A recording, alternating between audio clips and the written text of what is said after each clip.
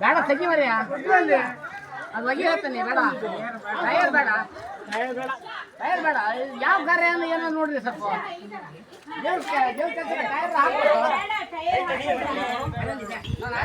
ಹಾಕ್ಬಿಡ್ರಿ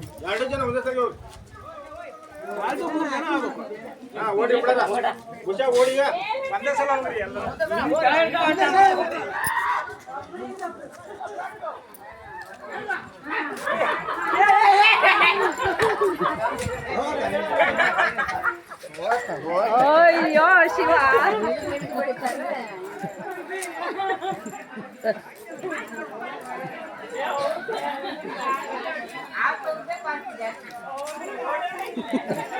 ಆರಾಮ ನೋಡ್ರಿ ಆರಾಮ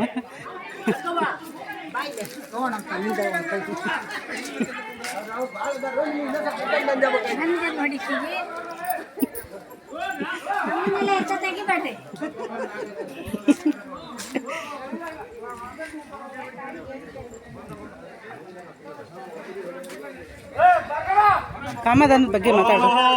ಕಾಮನ್ ತಕೊಂಬಂದಿಲ್ಲ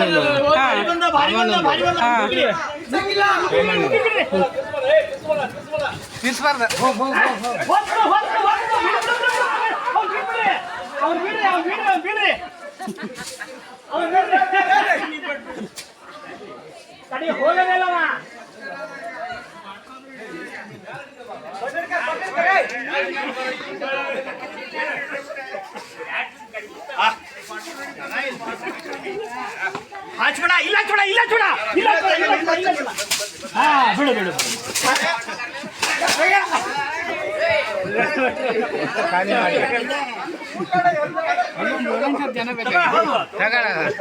ಜನ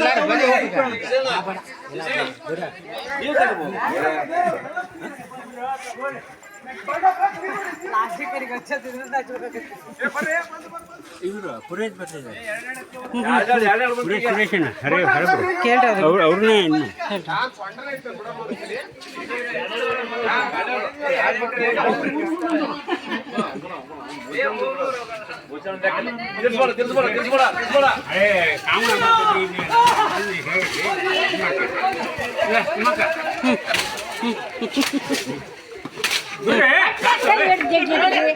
ಪ್ರತ್ಯೇಕ ಹೇಳ್ತಾನೆ ಈಗ ಬೇಡ ಈಗ ಬೇಡ ಪ್ರತ್ಯೇಕ ಹೇಳ್ತಾನೆ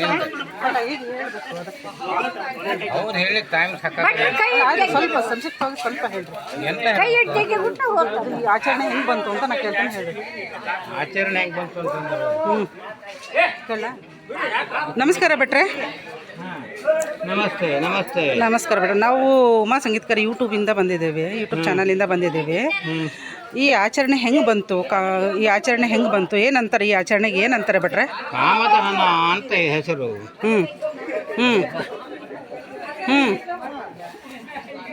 ಹೇಳ್ರಿ ಭಟ್ರೆ. ಕಾಮಧನ ಅಂತಂದ್ರೆ ಇದು ಶಿವರಾತ್ರಿಯಿಂದಲೇ ಪ್ರಾರಂಭವಾಗುವಂಥ ಒಂದು ಸಂಪ್ರದಾಯ ಪದ್ಧತಿ. ಪುರಾಣದ ಪ್ರಕಾರ ಶಿವರಾತ್ರಿ ದಿವಸ ಶಿವನ ಅದಾದ ಮೇಲೆ ಶಿವ ತಪಸ್ಸಿಗೆ ಹೋಗಿ ಕುತ್ಕೊತಾನೆ. ತಪಸ್ಸಿಗೆ ಹೋಗಿ ಕುತ್ಕೊಂಡ ಮೇಲೆ ದೇಶದಲ್ಲೆಲ್ಲ ಅಲ್ಲೋಲ ಕಲ್ಲೋಲ ಆಗ್ಲಿಕ್ಕೆ ಆಗ್ತದೆ ಅವನ ತಪಸ್ಸಿನಿಂದ.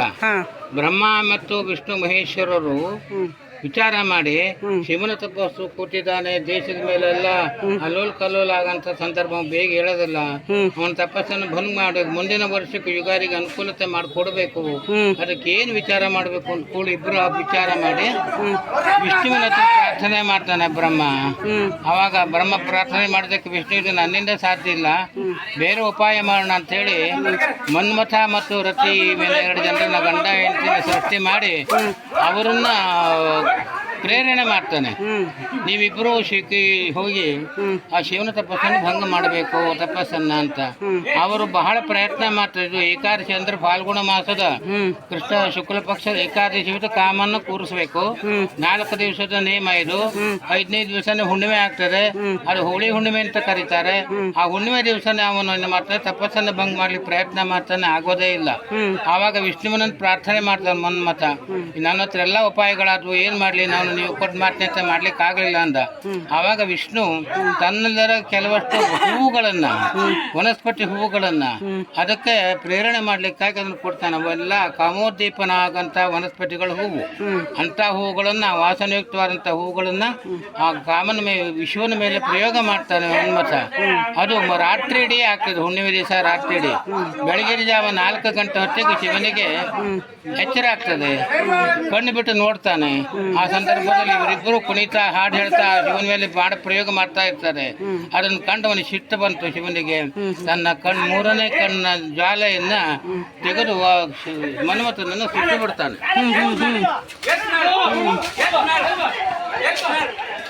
ಮನ್ಮಥನನ್ನು ಸುಟ್ಟು ಬಿಡ್ತಾನೆ. ಅದು ಕಾಮದಹನ ಅಂತ. ಅದು ಕಾಮದಹನ ಆದ ಕೂಡಲೇನಯ್ಯ ರತಿದೇವಿ ತನ್ನ ಗಂಡನ ನೀನು ಯಾಕೆ ಹೀಗೆ ಮಾಡಿದೆ, ನನಗನ್ನ ಏನೂ ತಪ್ಪಿಲ್ಲ, ಒಂದು ನನ್ನ ಪತಿ ಭಿಕ್ಷೆ ಕೊಡು ಅಂತ ಕೇಳ್ತಾ ಇರ್ತಾಳೆ. ಆವಾಗ ಶಿವನಿಗೆ ಆ ಮೈಯಲ್ಲಿ ಇರತಕ್ಕಂತ ಜ್ವಾಲೆ, ಆ ಮೂರನೇ ಕಣ್ಣನ್ನು ತೆಗೆದಂತ ಜ್ವಾಲೆ ಸಾಕಷ್ಟು ಕಡಿಮೆ ಆಗದೇ ಇಲ್ಲ. ಅದು 4 ದಿನಗಳ ಕಾಲ ಇರ್ತದೆ. ಆವಾಗ 5ನೇ ದಿವಸ ಕಾಮದಹನ ಆದ 5ನೇ ದಿವಸವೇ ಅವನ ಶಿವನಿಗೆ ಮೈಯೆಲ್ಲ ತಣ್ಣಗಾಗಿ ಆವಾಗ ಎದುರು ಬಿಟ್ಟು ನೋಡ್ತಾನೆ. ರತಿದೇವಿ ಕೂತಿದ್ದಾಳೆ, ಯಾರು ಏನು ಯಾಕೆಲ್ಲ ವಿಚಾರ ಮಾಡ್ತಾನೆ. ಆವಾಗ ಶಿವ ಅವಳಿಗೆ ಪತಿ ಭಿಕ್ಷೆಯನ್ನು ಕೊಡ್ತಾನೆ. ಅದು ಶಿವನ ಮನ್ಮಥನನ್ನು ಮತ್ತೆ ಸೃಷ್ಟಿ ಮಾಡ್ತಾನೆ. ಆ ದಿನವೇ ಓಕುಳಿ ಆಡುವಂತ ಸಂದರ್ಭ. ನನಗೆ ಗಂಡ ಮತ್ತೆ ಬಂದ ಅಂತ ಹೇಳಿ ರತಿದೇವಿ ಮತ್ತು ಮನ್ಮಥ ಇಬ್ಬರು ಓಕುಳಿ ಆಟ ಆಡ್ತಾರೆ. ಆ ಸಂಪ್ರದಾಯವು ಪುರಾಣ ಪ್ರಸಿದ್ಧಿ ಆಗಿರೋದ್ರಿಂದ ಇದು ಇಲ್ಲಿ ನಡ್ಕೊಂಡು ಬರ್ತಾ ಇದೆ ಅಂತಾನು.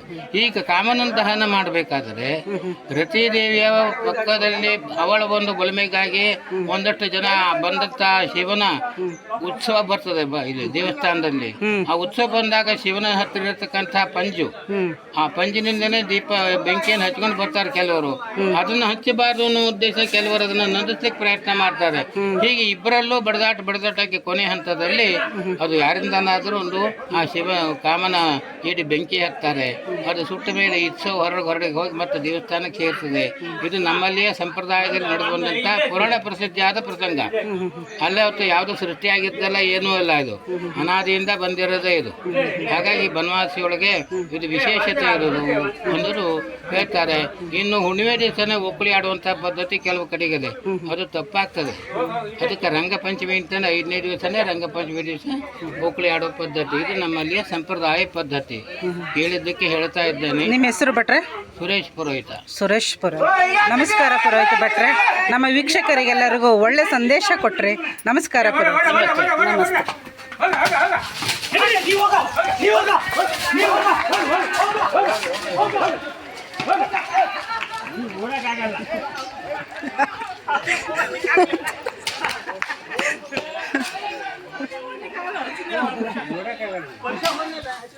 ಇಲ್ಲ ಅದು ಹೋಗಲಿಲ್ಲ.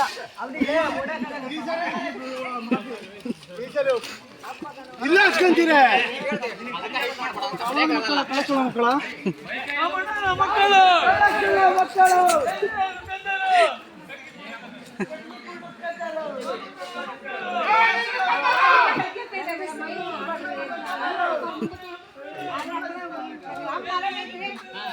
ಅದು ಗಿರಿಯಂದ್ರೆ ಹಚ್ಚಿಗೆ ಬಿಡ್ಬೇಕಾಗಿತ್ತು.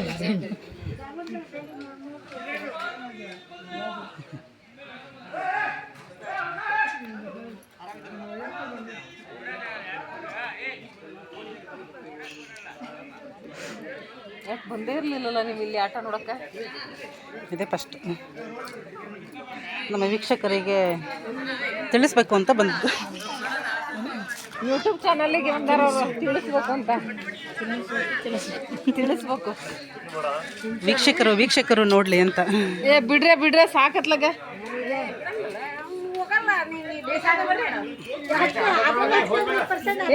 ಹೋಗ್ಲಿ, ಈಗ ಮೈ ಮುಟ್ಟಲ್ಲಿ ಹೋಗ್ಲಿ, ಒಂದ್ಸರಿ ಹೋಗಿ ಬರೋ ಸುಮ್ಮನೆ.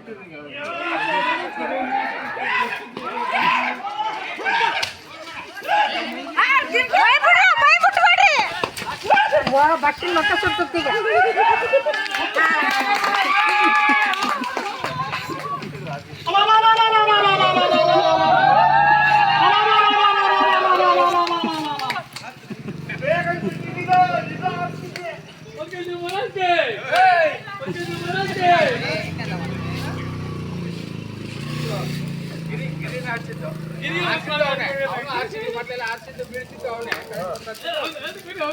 ಪ್ರತಿ ವರ್ಷದಿಂದನೂ ಬರ್ತಾ ಇದ್ದೀರಾ? ಪ್ರತಿ ವರ್ಷ ನೋಡ್ತೀರಾ? ನಿಮ್ಮ ಹೆಸರು?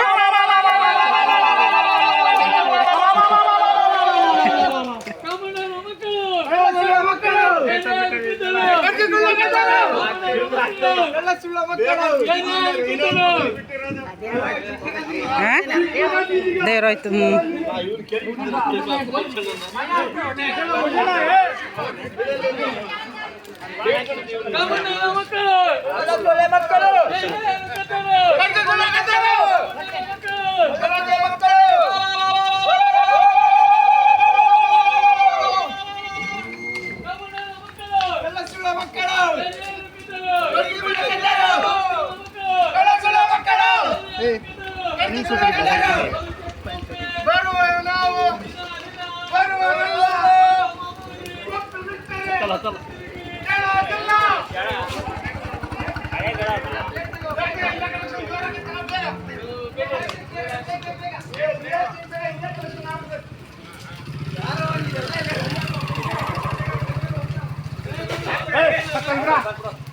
ವಿನಾಯಕ್ ಭಟ್ರು ಮೊದಲು ಮೊಣಿಗೆ ಮಾಡ್ರಿ, ಅಧ್ಯಕ್ಷರು ಮೊದಲು ಮೊಣಿಗೆ ಮಾಡ್ರಿ.